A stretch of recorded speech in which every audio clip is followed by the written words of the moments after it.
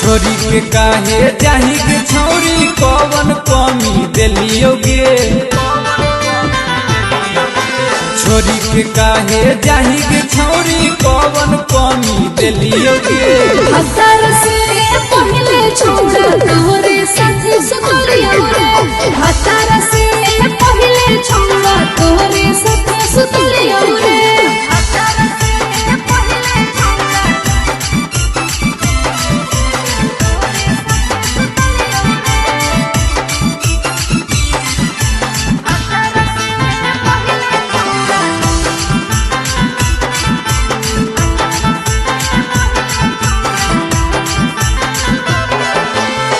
प्यार में कहानी पागल सुझलो कठान के।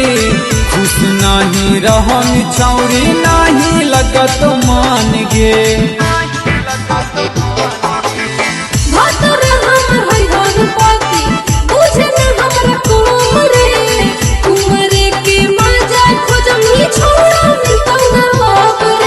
करे न एते घमंड छौरी पति से पहले दिलियोगे। करे न एते घमंड छौरी पति से पहले दिलियोगे। हतार से पहले छोड़ा तोरे साथी सुतलिया रे। हतार से पहले छोड़ा तोरे साथी सुतलिया रे।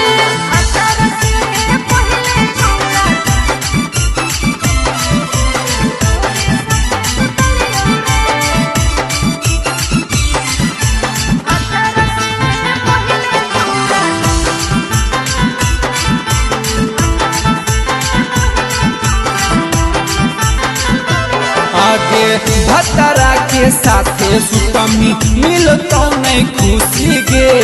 याद आई तो हमर छौरी हम ही बड़ी दुखी गे।